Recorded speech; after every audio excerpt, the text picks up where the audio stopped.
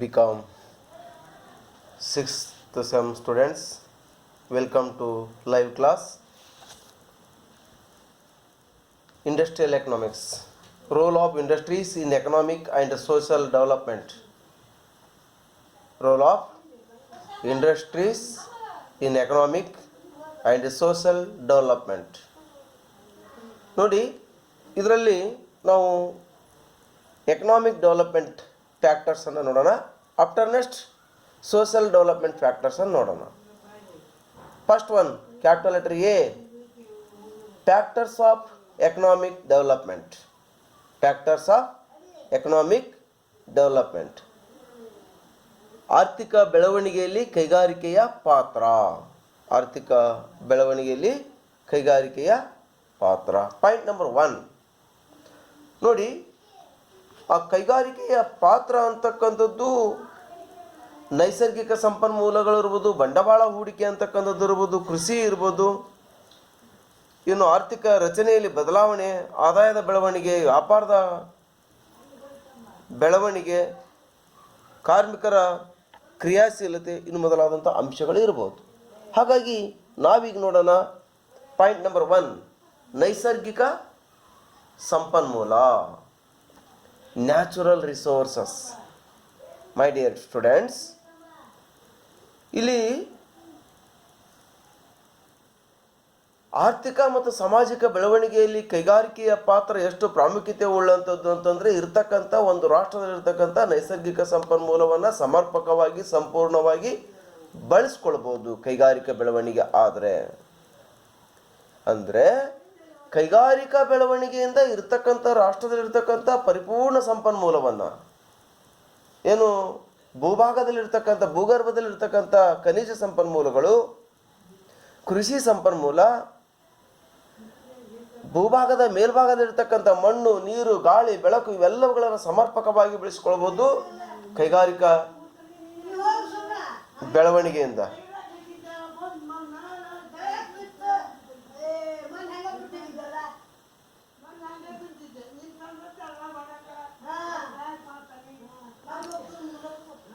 ಇಲ್ಲಿ ನೈಸರ್ಗಿಕವಾಗಿರ್ತಕ್ಕಂಥ ಸಂಪನ್ಮೂಲವನ್ನು ಸಮರ್ಪಕವಾಗಿ ಬಳಸ್ಕೊಳ್ಬೋದು. ನೆಕ್ಸ್ಟ್ ಪಾಯಿಂಟ್, ಕ್ಯಾಪಿಟಲ್ ಫಾರ್ಮೇಷನ್, ಬಂಡವಾಳ ಸೇಕರಣೆ. Point number 2, capital formation. ನೋಡಿ, ಬಂಡವಾಳವು ಉತ್ಪಾದನೆಯಲ್ಲಿ ತೊಡಗುವ ಮಹತ್ವ ಇರತಕ್ಕಂಥ ಸಾಧನ ಸಂಪನ್ಮೂಲವಾಗಿದೆ.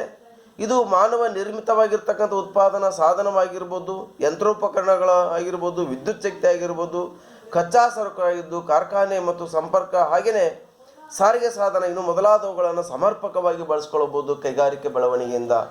ಕೈಗಾರಿಕೆ ಬೆಳವಣಿಗೆಯಿಂದ ಆ ರಾಷ್ಟ್ರದಲ್ಲಿರ್ತಕ್ಕಂಥ ಪರಿಪೂರ್ಣವಾಗಿರ್ತಕ್ಕಂಥ ಕ್ಯಾಪಿಟಲ್ ಇನ್ವೆಸ್ಟ್ಮೆಂಟ್ ಆರ್ ಕ್ಯಾಪಿಟಲ್ ಫಾರ್ಮೇಷನನ್ನು ಕ್ರಿಯೇಟ್ ಮಾಡ್ಕೊಳ್ಬೋದು.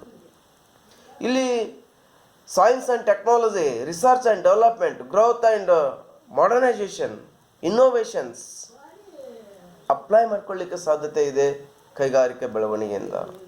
ಪಾಯಿಂಟ್ ನಂಬರ್ 3, ವಿದೇಶಿ ಬಂಡವಾಳ, ಫಾರಿನ್ ಕ್ಯಾಪಿಟಲ್. ಫಾರಿನ್ ಕ್ಯಾಪಿಟಲ್ ನೋಡಿ, ಕೈಗಾರಿಕೆ ಬೆಳವಣಿಗೆಯಿಂದ ಬೇರೆ ಬೇರೆ ರಾಷ್ಟ್ರದಿಂದ ಬರ್ತಕ್ಕಂಥ ಸಂಪನ್ಮೂಲ ಅಧಿಕವಾಗ್ತಾ ಹೋಗ್ತದೆ.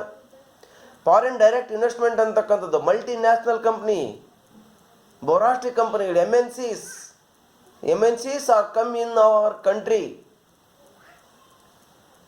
ನೋಡಿ, ಆ ಕಂಪನಿಗಳು ನಮ್ಮ ರಾಷ್ಟ್ರದಲ್ಲಿ ಅಧಿಕ ಪ್ರಮಾಣದಲ್ಲಿ ಬಂದು ಬಂಡವಾಳವನ್ನು ಹೂಡಲಿಕ್ಕೆ ಸಾಧ್ಯತೆ ಆಗ್ತದೆ. ಇದು ಕೈಗಾರಿಕಾ ಬೆಳವಣಿಗೆಯಿಂದ ವಿದೇಶಿ ಬಂಡವಾಳ ಹರಿದು ಬರ್ತದೆ, ಫಾರಿನ್ ಡೈರೆಕ್ಟ್ ಇನ್ವೆಸ್ಟ್ಮೆಂಟ್. ನೋಡಿ, ಸಾಕಷ್ಟು ಪ್ರಮಾಣದಲ್ಲಿ ಅಭಿವೃದ್ಧಿ ಹೊಂದುತ್ತಿರುವಂಥ ರಾಷ್ಟ್ರ, ಉದಾಹರಣೆಗೆ ಭಾರತದಲ್ಲಿ developing, India is one of the developing country. ಈ ಅಭಿವೃದ್ಧಿ ಹೊಂದುತ್ತಿರತಕ್ಕಂಥ ರಾಷ್ಟ್ರಕ್ಕೆ ಡೆವಲಪ್ಡ್ ಕಂಟ್ರೀಸಿಂದ ಸಂಪನ್ಮೂಲ ಹರಿದು ಬರುವಂಥ ಸಾಧ್ಯತೆ ಇರ್ತದೆ. ಇಲ್ಲಿ ದಕ್ಷವಾಗಿರ್ತಕ್ಕಂಥ ಸಂಪನ್ಮೂಲ, ಆಧುನಿಕವಾಗಿರ್ತಕ್ಕಂಥ ಸಂಪನ್ಮೂಲ ಹರಿದು ಬರ್ತದೆ, ವಿದೇಶಿ ಬಂಡವಾಳದ ಹರಿವು ಹೆಚ್ಚಳವಾಗ್ತದೆ. Next point, capital output ratio, ಬಂಡವಾಳ ಉತ್ಪನ್ನ ಪ್ರಮಾಣ. ಒಟ್ಟು ಬಂಡವಾಳ ಉತ್ಪನ್ನದ ಪ್ರಮಾಣ ಅಧಿಕವಾಗ್ತದೆ. ಕ್ಯಾಪಿಟಲ್ ಔಟ್ಪುಟ್ ರೇಷೋ, ಒಟ್ಟು ಬಂಡವಾಳದ ಉತ್ಪನ್ನದ ಪ್ರಮಾಣ ಅಧಿಕವಾಗ್ತಾ ಹೋಗ್ತದೆ. Next point, population. ನೋಡಿ, ಕೈಗಾರಿಕೆ ಬೆಳವಣಿಗೆ ದೇಶದಲ್ಲಿರ್ತಕ್ಕಂಥ ಜನಸಂಖ್ಯೆಗೆ ಕಾರಣವಾಗ್ತದೆ.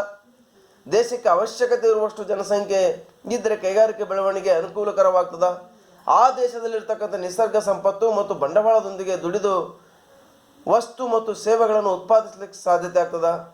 ಬರುವ ಆದಾಯವನ್ನು ಹಂಚಿಕೊಳ್ಳಲಿಕ್ಕೆ ಸಾಧ್ಯತೆ ಆಗ್ತದ. ಆಗ ತಲಾ ಆದಾಯದಲ್ಲಿ ಹೆಚ್ಚಳವಾಗ್ತದ.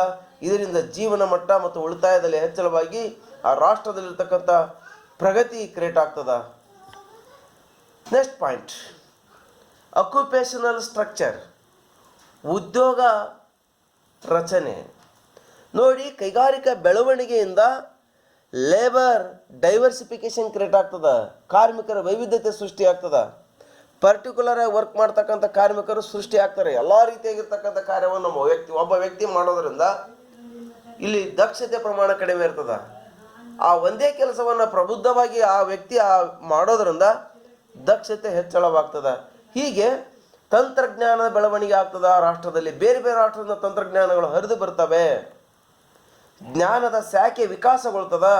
ಯಂತ್ರವನ್ನು ಖರೀದಿಸಲಾಗ್ತದ. ಹಳೆಯ ಮಾದರಿ ಯಂತ್ರಗಳನ್ನು ತೆಗೆದುಹಾಕಿ ಹೊಸ ಮಾದರಿ ಯಂತ್ರಗಳನ್ನು ಜೋಡಿಸಲಾಗ್ತದ. ಕಂಪ್ಯೂಟರೀಕರಣ ಸೃಷ್ಟಿಯಾಗ್ತದ. ಉಪಯುಕ್ತವಾಗಿರ್ತಕ್ಕಂಥ ಬಿಡಿಭಾಗಗಳು ಹರಿದು ಬರ್ತವೆ.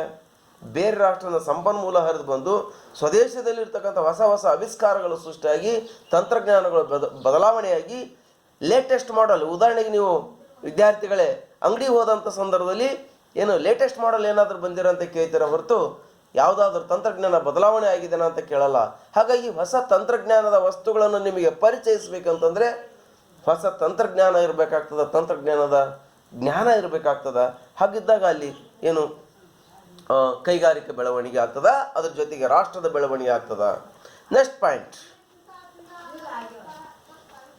ಸ್ಕಿಲ್ ಫಾರ್ಮೇಷನ್ ಏನು, ಜ್ಞಾನದ ರಚನೆ ಸೃಷ್ಟಿ ಆಗ್ತದೆ. ಅಂದರೆ ಕೈಗಾರಿಕೆ ಬೆಳವಣಿಗೆಯಿಂದ ಬೇರೆ ಬೇರೆ ಉದ್ಯಮಗಳ ಬೆಳವಣಿಗೆ ಆಗುವುದರ ಜೊತೆಗೆ ಅಲ್ಲಿ ಒಟ್ಟಾರೆಯಾಗಿ ಏನು ಜ್ಞಾನದ ಬೆಳವಣಿಗೆ ಸೃಷ್ಟಿ ಆಗ್ತದೆ. ಜ್ಞಾನದ ಬೆಳವಣಿಗೆ ಹೇಗಾಗ್ತದೆ ಅಂತಂದರೆ ಬೇರೆ ಬೇರೆ ಉದ್ಯಮಗಳ ಏನು ಕಾರ್ಮಿಕರು ದೊರೀತಾರೆ.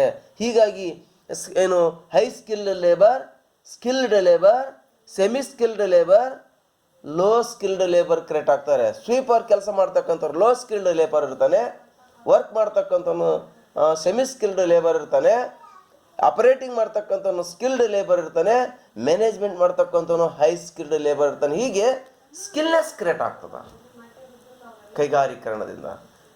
ನೆಕ್ಸ್ಟ್, ಟೆಕ್ನಾಲಜಿಕಲ್ ಪ್ರೋಗ್ರೆಸ್, ತಂತ್ರಜ್ಞಾನದ ಬೆಳವಣಿಗೆ ಆಗ್ತದ, ತಂತ್ರಜ್ಞಾನದ ಬೆಳವಣಿಗೆ ಆಗುತ್ತೆ. ನೆಕ್ಸ್ಟ್ ಪಾಯಿಂಟ್, ಎಂಟ್ರಪ್ರಿನಿಯರಿಯಲ್ ಎಬಿಲಿಟಿ, ಸಾಹಸ ಉದ್ಯಮಿದಾರರ ಸಾಮರ್ಥ್ಯತೆ ಹೆಚ್ಚಳ ಹೋಗ್ತದ.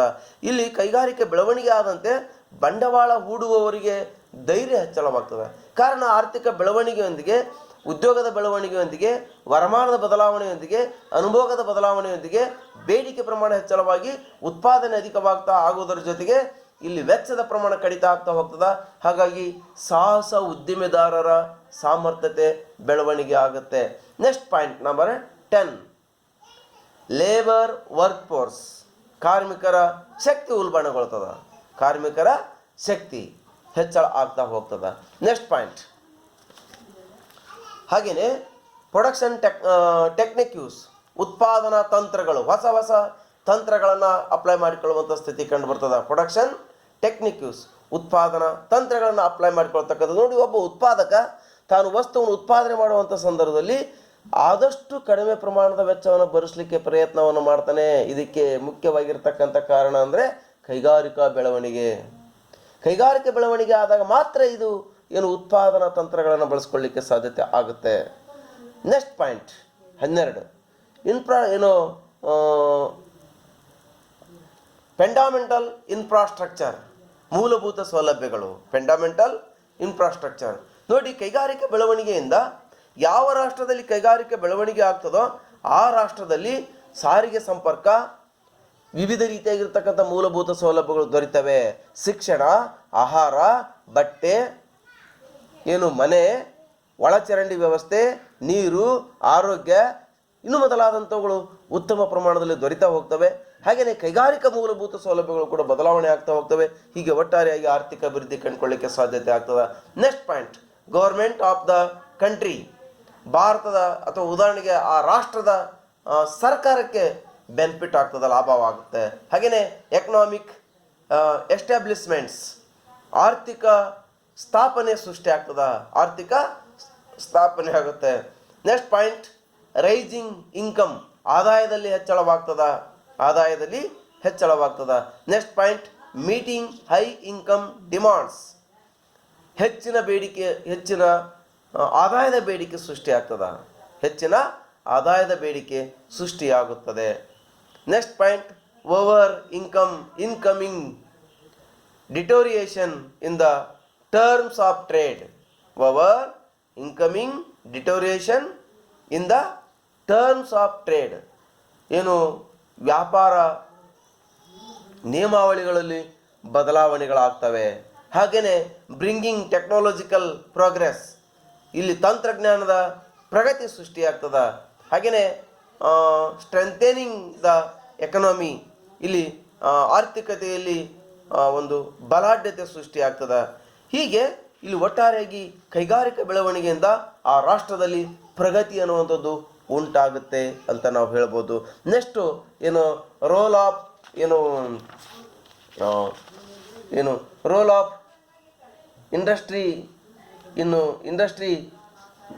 Industries economics and social development ಅಂತ ನೋಡ್ತಾ ಇದ್ವಲ್ಲ.